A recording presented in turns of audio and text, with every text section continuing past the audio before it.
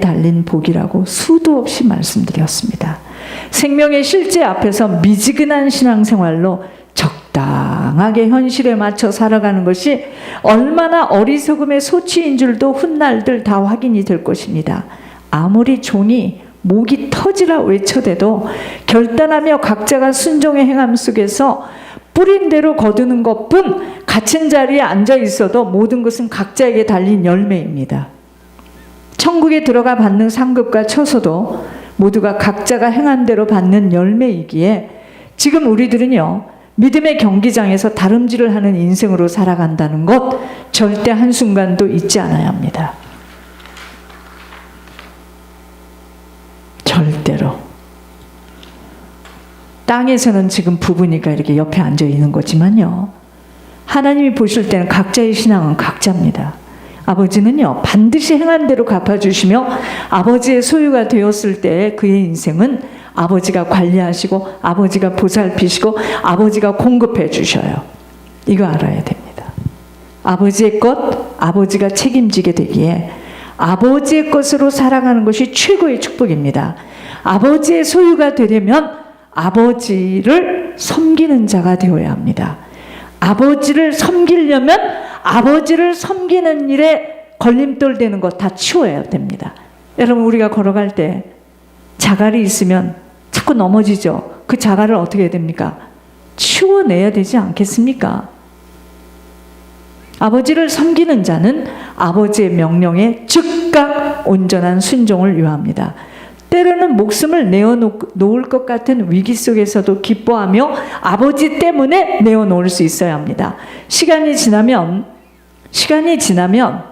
자기의 소유로 인생을 살아온 사람하고 하나님의 소유로 다름받고 끊임없는 훈련과 단련과 연단 속에서 살아온 자와의 삶의 결과가 나타납니다. 지금 아버지의 소유가 되었는가? 나의 소유니까 나잖아요. 내 생각대로 시간도 잘 매니지먼트하고 아주 그냥 내가 기준돼서 살잖아요. 잘 밸런스 있게. 그것은 나의 소유입니다. 사람 볼 때는 참 좋죠. 야무지고. 하나님 보실 땐 그렇지 않아요.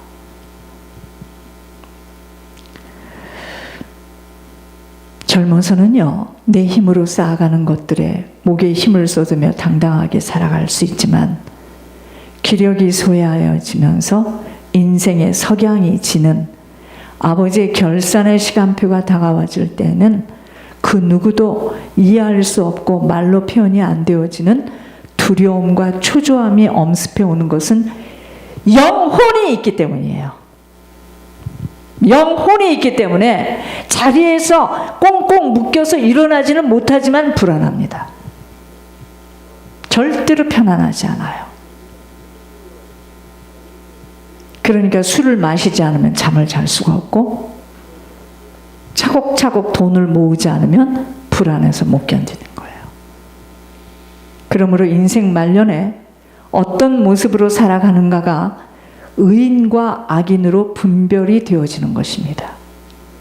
거의 다 육신의 쇠약함 속에서 허덕거리며 믿는 자나 불신자나 다를 바 없이 구별할 수 없는 모습들로 꺼져가는 등불처럼 하루하루 그럭저럭 시간을 보내며 살아갑니다.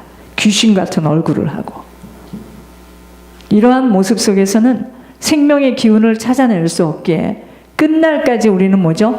성령의 충만함 속에서 아버지의 소유로, 아버지의 도구로, 아버지의 소유가 되어야지만 아버지께 도구로 쓰임받고 가지 않겠습니까?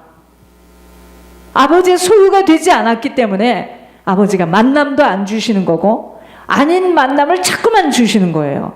아버지의 소유가 안 된 거예요, 지금. 아버지의 소유가 되어지면 나는 여기 있는데 상상할 수 없는 통로로 하나님, 이 만남이 지금 무슨 만남이라 합니까? 묻습니다. 하나님 알려주세요. 내가 보냈다. 내가 연결고리를. 그러기 위해서는요, 자신의 한계를 극복할 수 있는 노력 또한 필요한 것은 똑같은 모습으로는 부모에게서 받은 그 모습으로는 하나님 앞에 쓰임받고 돌아갈 수 없습니다. 그 심성이 뜯어 고쳐져야 돼요. 남들처럼 똑같은 생각에 똑같은 마음으로 똑같이 행동한다면 무슨 아버지 나라에 들여지고 쓰여질 수 있겠습니까? 적당하게 형제들 만나서 이거 하고, 적당하게 친구 만나서 이거 하고, 적당하게 TV 보면서 적당하게, 알게 뭐야, 계속 예물 하는데 나하고는 상관없는 거지 내가 어쩌란 말이야. 적당하게 살아가는 것에 아버지는 적당하게 우리를 거리로 두고 있는 겁니다. 아버지는요, 지금도 우리들의 생각과 고백을 통해서 일하시기에 구하고 찾고 두드리며 아버지의 소유로, 아버지의 능력이 우리들의 삶 속에서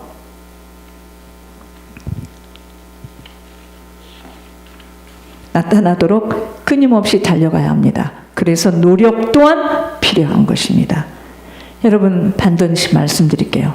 준비되어지지 못한 인생 하나님 쓸 수 없습니다. 내가 준비가 안 되었는데 하나님 나를 쓰지 않아요. 응답할 수 없습니다. 약속을 해서, 이것이 칼빈의 교리예요. 날 쓴대, 날 이렇게 한대. 가만히 있습니다. 하나님 쓰겠어요? 안 씁니다. 촛대를 옮겨요. 중심이 좋다고 쓰실 수 있음이 아니에요. 쓰실 수 있는 그릇으로 갖춰줘야 합니다. 그렇게 지속적인 갱신과 변화의 노력을 해야 하는 것입니다. 왠지 아세요? 이 땅에서만이 기회이기 때문입니다. 이러한 생각이 바로 믿음의 다름질을 하는 선수의 자세로 긴장을 풀지 않는 것입니다. 여러분, 이 땅은 불뱀이 깔려져 있는 영적 전쟁터예요. 한순간도 긴장을 풀어 헤쳐서는 나 자신을 불신자와 같이 똑같은 자로 전락시켜서 시간을 좀먹게 되는 것입니다. 나를 자꾸만 채찍질 시켜야 합니다. 세상에서도 100살 먹은 할아버지, 이빨도 튼튼하고 끊임없이 자기 육신의 건강도 물론 타고난 것도 있겠지만 그 할아버지가 얼마나 자기 관리를 잘했으면 100살에 그렇게 산을 탑니까? 하나님 이런 말씀을 하셨습니다. 우리가 잘못 살아온 것 때문에 몸이 헤어졌고, 죄 때문에 몸이 헤어졌고, 그래서 몸이 그런 거예요. 잘못 살아온 거야. 하라는 거 하지 않은 거예요. 해서는 안 되는 걸 한 거예요.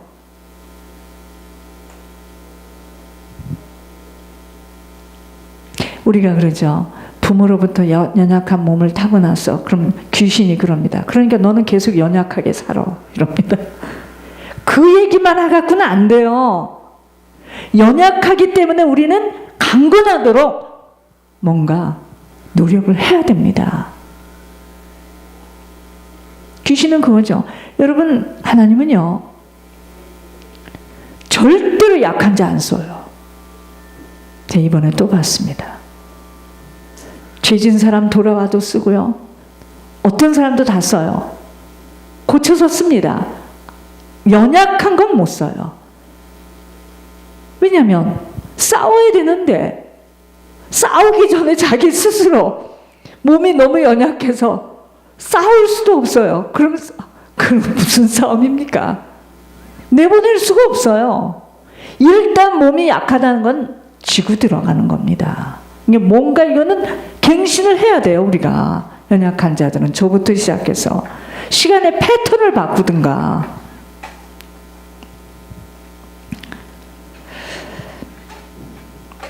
나를 자꾸만 채찍질 시켜야 합니다. 나의 단점을 찾아내어 뽑힐 것 뽑아내고 장점을 살려내어 더욱더 잘하도록 돕고내야 합니다. 그럭저럭 중심이 좋으면 하나님이 쓰실 거라는 생각은 절망적인 착각이에요. 하나님은요, 그릇이 안 되면 다른 것으로 촛대를 옮기시는 냉정한 분이에요. 육신으로 볼 때는 냉정해. 어떻게 저럴 수 있을까? 아니요. 한 영혼들 천국으로 들어가야 하는 아버지의 소원을 이루는 일에 한정된 시간 속에서 이루어지는 영적 싸움이 있기 때문입니다. 아니 지금 싸우러 내보내는데 앞에 서 있는 사람이 튼튼하고 총칼을 탁 하고 강하고 담대해야지 앞에다 세워놓지.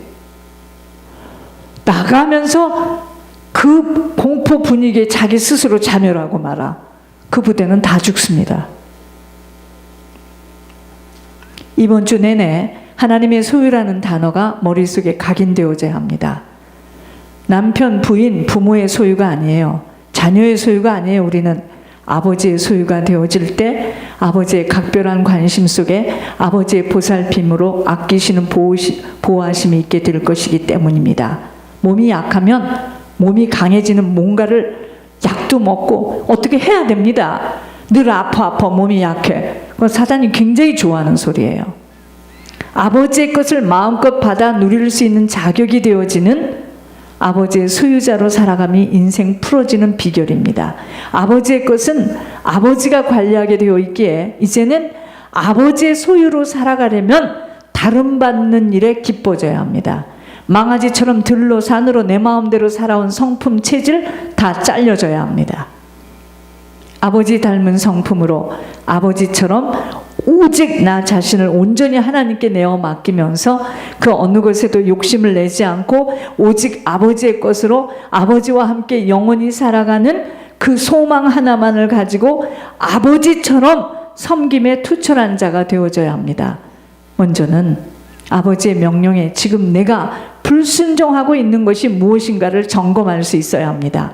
그리고 그 불순종의 길에서 돌아가야 돼요. 아버지가 원하시는 자리로, 아버지가 만나주시는, 아버지가 원하시는, 아버지가 말씀하시는 자리로 돌아갈 수 있어야 합니다. 무엇인지요? 아버지가 내게 말씀하시는 명령에 순종할 수 있어야 합니다. 아버지는 토기장이세요. 생사화복의 주관자이십니다. 만주의 주가 되시며 만왕의 왕이 되시는 아버지이십니다.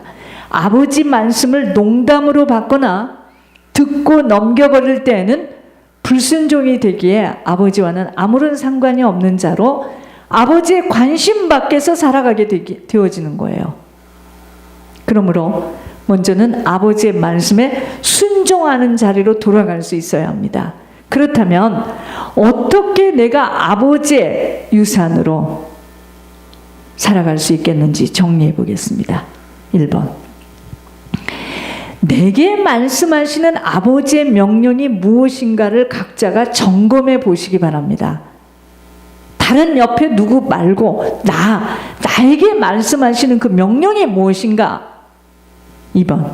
그거 어떻게 알아요, 목사님? 거의 다 종을 통해서 이야기합니다.